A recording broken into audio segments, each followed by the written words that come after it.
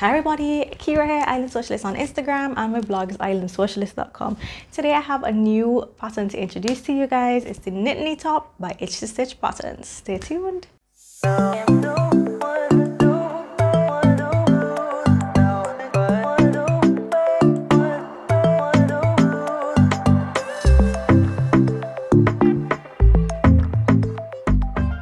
The Nittany top is a woven pattern. It's meant for lightweight wovens.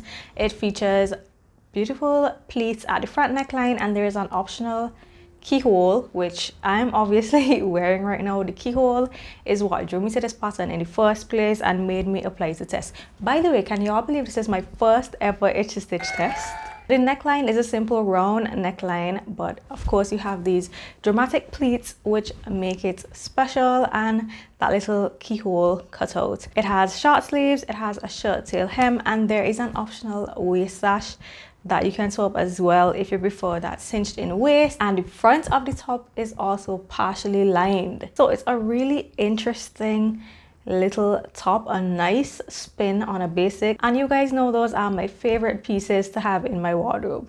Classics with a nice little spin on it. In terms of sizing, the Nittany top comes in sizes 00 to 40, and as usual with Itch to Stitch patterns, she either does cup sizes or she would do like a standard and full bust. This one has cup sizes A to double D. So let's talk about the size I sewed. So I made a mock-up from some kind of thick crepe fabric that I had in my stash. I actually had it holding for another project, but that project was postponed, so I decided to jump in and use some of that fabric for my mock-up because I had enough to make a mock-up and a final. So I figured I would use some of it to make the mock-up, so that I'll be using the exact same fabric as my final, right? So I will go ahead and insert some photos of what my mock-up looked like. So I went with size 12 C-cup graded to 16 hip. My measurements are always in the description box below if you're wondering. And the fit was okay. I made a few mistakes.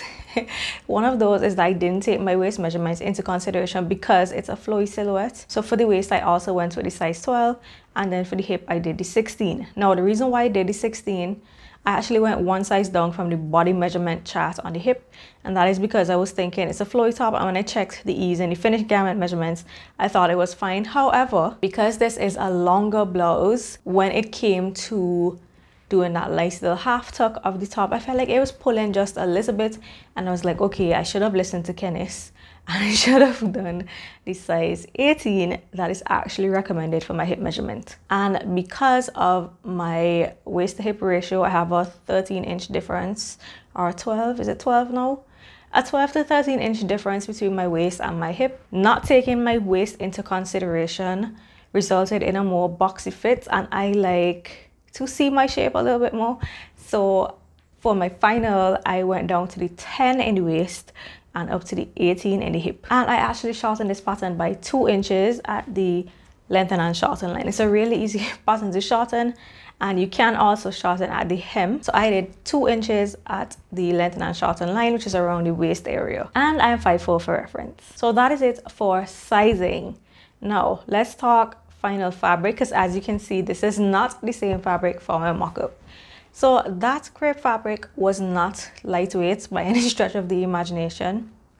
I originally picked that fabric because I was intimidated by the pleats and the keyhole, and I felt like if I used too much of a slippery fabric, it would give me hell. So I went with a heavier crepe fabric. So yes, it does have drape and flow, but it's surely not as flowy as this fabric. And again, that resulted in a boxier fit, which I'm not really a fan of. So for my final, I sucked it up and I decided to go with this lighter weight crepe.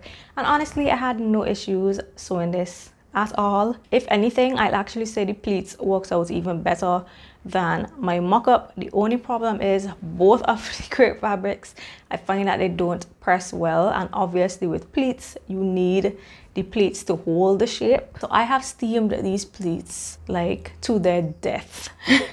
Lots and lots of really hot steam, and they still refuse to sit completely flat, but I still think it looks really nice, and then this gives it more of a three-dimensional look anyway. But that is something to take into consideration if you want your pleats to sit completely 100% flat, then think about your fabric carefully. So in terms of construction, I think I personally would rate this pattern as advanced beginner to intermediate. Probably more intermediate, but the kind of beginner I would probably dive head into this and try to figure it out on my own. So I do think an advanced beginner could handle it. The only tricky part is really doing the pleats and the keyhole, and there is that front lining that takes care of the pleats and the keyhole. You're just left with a little slit that you have to hand stitch close right in the middle of the pleats right here. So right here I have a little bit of slip stitching. It is not noticeable at all because I use the ladder stitch. I didn't have any issues doing the pleats. As usual, Candice's instructions are on point, so it was really easy to follow along and do the pleats and the neckline. However, I do see how it could be a bit finicky on something like rayon fabric. If you do need a little extra help with getting your pleats and your keyhole together, I am going to insert a clip from when I was making this top. It is just showing you the way that I mark my pleats and keyhole to make it easy to sew. So I am going to go ahead and insert that clip now. So I wanted to share how I mark my pleats and my keyhole. Hopefully this is helpful to someone, because I kind of go a little bit crazy with my markings just to make sure that I don't lose any of my markings. This top has a number of pleats, and of course there's this fancy keyhole detail. The first thing I'm going to do is use my rotary cutter.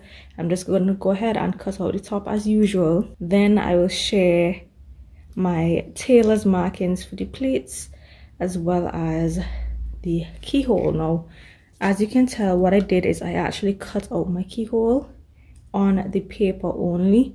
That way it's really easy for me to just trace inside with a marking pen or chalk. The other thing I did beforehand is I went ahead and clipped right at the very beginning of all of my lines and notches, but I will only be actually notching my notches. I don't know if you can see, but there's a little notch right here, and for the pleat markings I won't be doing notches. I will be using a marking tool instead. That way I don't mix up my little tiny notches with my pleat markings.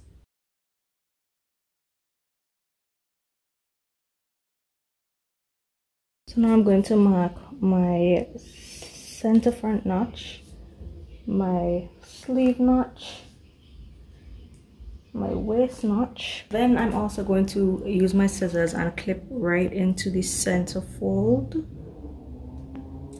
The next thing I'm going to do is I'm going to take my charcoal liner to trace out inside of the keyhole.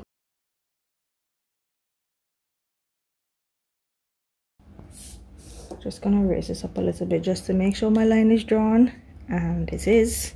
You can see it right there. So next I'm going to do my tailor's markings. I just have a hand needle with a piece of thread doubled over. I'm gonna start from out. Now my pattern has multiple lines because of the fact that I am grading. That's the only reason why there's so many lines on my pattern. So I am using the size 12 line, which is this middle line.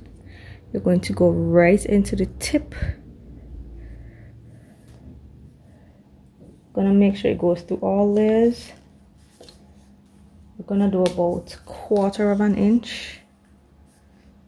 You're going to pull the thread through to an extent, not all the way through. So you can see I have a little tail hanging. And then you're going to go back through the same holes if you can. We're going to snip this end off the needle.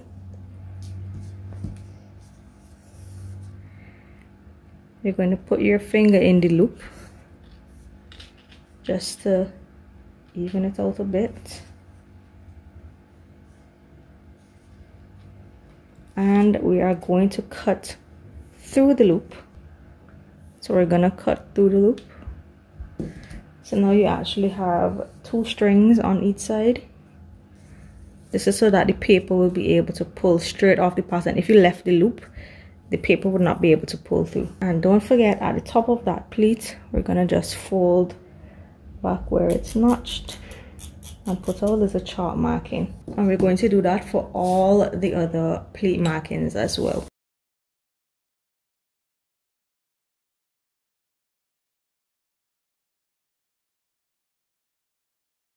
So those are all my tailor's markings complete. Now we can go ahead and remove our weight. Even before I continue though, I am going to put some pins right at the keyhole area just to keep this fold in place, and the paper should just come off the tailor's markings perfectly. There we go. I am going to just tape some random areas around the top just to keep everything together for when we flip it over to the next side.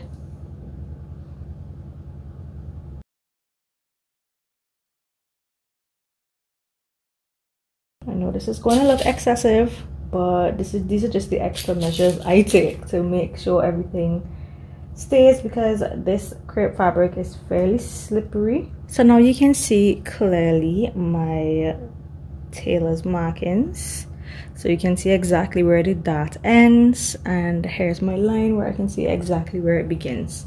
So I'm going to grab my ruler now to draw these pleat lines using chalk. Guys, please don't judge my busted up ruler. So we're gonna connect that beginning line at the end of the tailor's tacks.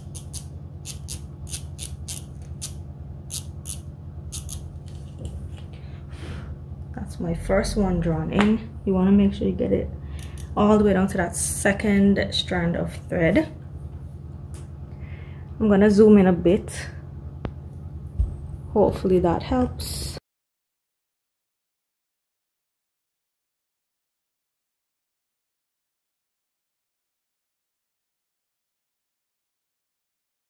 And those are all my pleats marks on this side as well as my keyhole. What I am going to do now is I just want to add some more pins to the top to prepare for flipping this baby over. I am going to remove the pins from the keyhole because I'm about to mark the keyhole on the other side. So I'm going to keep them nearby but not in the keyhole like how I had it before, because that is going to affect my paper laying down evenly. Okay, looks like we're good to go. So I'm gonna flip this over now to the other side.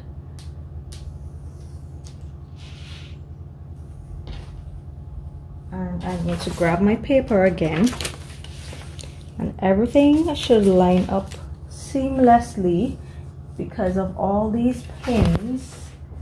I'm gonna start with the keyhole. I know there are a lot of shadows, guys, because I am using natural light today. So here is, oh, I forgot I had the camera zoomed in. Oh my goodness. Okay. So what I did was, after I flipped it over this way, I then had my paper piece on top, and I went ahead and traced on the inside of the keyhole just like I did the first time. So here you can see the keyhole marking on this side. I hope you can tell the shadows are horrendous. And then we have the one on this side. So that will form our entire keyhole. And these little brown threads here, those are your pleat markings from your tailor's tacks. So that part is already done. Now we just need to transfer the pleat markings to the top.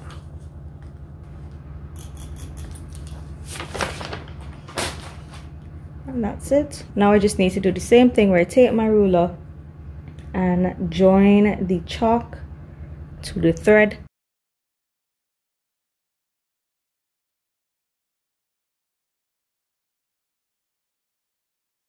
And just like that, we have all of our pleat markings finished. I'm going to zoom in again just so you can get a close-up view. So that's one side. Here is the side we did first.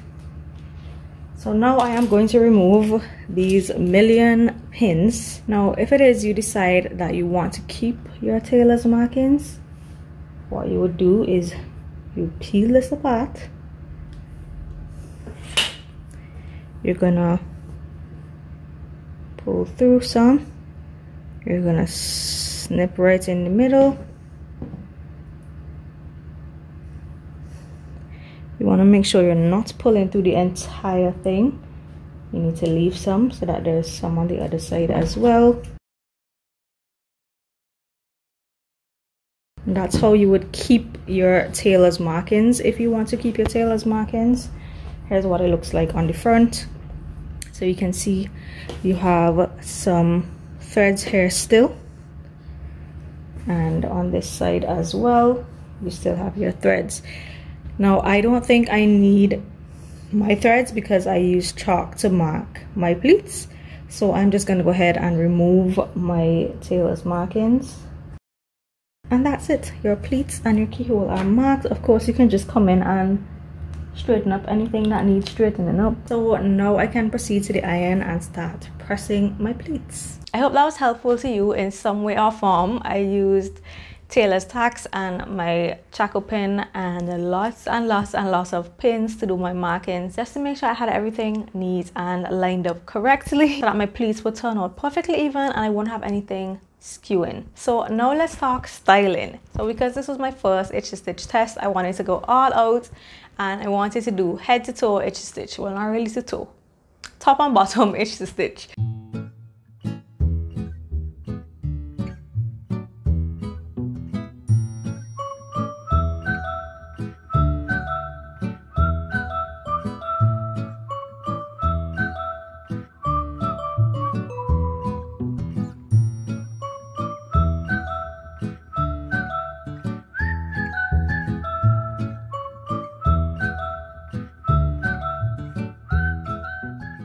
So I decided I was going to make some shorts and I chose the Hermosa shorts pattern or Hermosa shorts pattern or Hermosa shorts pattern. First time I saw this pattern was on Myra's channel, Myra from Myra Lorraine, Once So Sweet on Instagram. She made the Hermosa shorts in a white fabric, I believe, and then a denim fabric. So I actually thought of doing the denim one. But in true Kiro fashion, I was like, this hot pink is going to look perfect with leopard print. So I got myself some leopard print stretch twill and I made the short shorts. So the Hermosa shorts has 3 lengths. They're short, medium and long. And it is a high-rise pant and it's made for stretch wovens. Now y'all know I've been kind of on a shorts kick lately, trying to find shorts that fit me well and trying to learn the alterations I need to do for my body because pant fitting has never been my friend. So for these ones, I think I graded from a 10 waist to a 14 hip because of the amount of stretch in my fabric. My fabric actually had way more stretch than the required amount of stretch for the pattern. So I had to go down some sizes. So there are patch pockets on the front and the back. You also have waist darts at the back, and then the waistband is contoured and it overlaps with a button to the side. You have the option to do button fly or zipper fly. I like both, but for this one I prefer the zipper fly, so that is what I went with. I made 2 muslins and I just wish I took pictures or videos of those muslins, but y'all, I was so zoned in. I was in my zone trying to figure out my pant fitting and I just completely forgot anything about taking pictures or videos of the process. I wish you could see where I started so you can just really see the transition, because I had to make quite a few adjustments for my body type. So here are my shorts. By the end of my long fitting process, they fit really, really well. Almost perfect. I just have the slightest drag lines under my bum that I need to figure out. But y'all, I'm getting there. I am getting there with the pant fitting. I think I am starting to learn my body and the adjustments I need to make to pants for my body. And I think the first thing that is really important is that I do definitely need some stretch in my pants pattern. So that is one of the reasons why I love this pattern so much. So I hope you can see there are patch pockets on the front, and there's the fly zipper and the tab with the button. This is a button that I stole off of one of hubby's old pants. Here's the back. The back has some pretty large patch pockets, and there's that contoured waistband. And also on the inside there are buttons as well to keep the waistband in place. So I actually wrote down all of my adjustments on the back of my pattern paper. So this is my back pant piece, and I have all my adjustments written on the back. So let's see what I did. I'm already lost trying to figure out what I even wrote. So the way I was doing this is I was actually making adjustments to my muslin as I go. So I had my first muslin, then I made adjustments to that one, and then I cut out another muslin using those adjustments, and then I ended up making more adjustments to that one, and then I made all the changes to my pattern paper and cut out my final. So the first thing I did was pinch 1/2 inch on the side seam, grading to nothing at the inseam on both the front and the back, and it's the way my legs are shaped. I actually needed to come up a little bit shorter on the side in order for the leg to be balanced. Otherwise, the outside leg will end up longer than the inside leg. I don't know, it is just the way I'm shaped. And even after I did that, I still had to go and add another 1/2 inch to the inseam.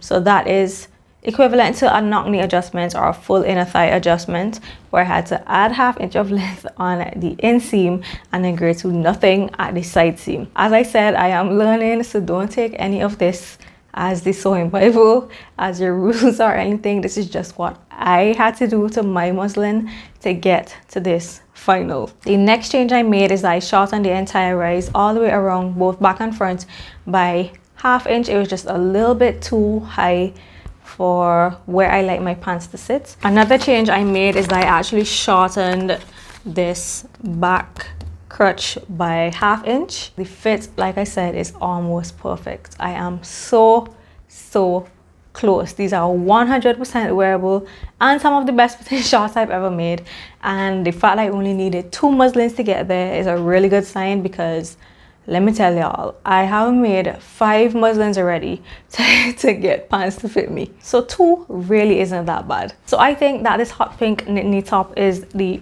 perfect pairing for my leopard Hermosa shorts. I think they go so well together. The colors, one thing, I did not expect this top to look so fluorescent in the sunlight. This completely tricked me. Actually, I'm looking in a mirror behind the camera and it looks fluorescent here as well, but in person it does not look fluorescent at all. So strange. I don't know what it is, but the camera picks up this fabric as like neon pink. I forgot to mention that the back is completely plain and simple. This is the back of the shirt. What I really like about the Nittany pattern is that you could dress it up or dress it down. You can wear it casually, you can wear it dressy.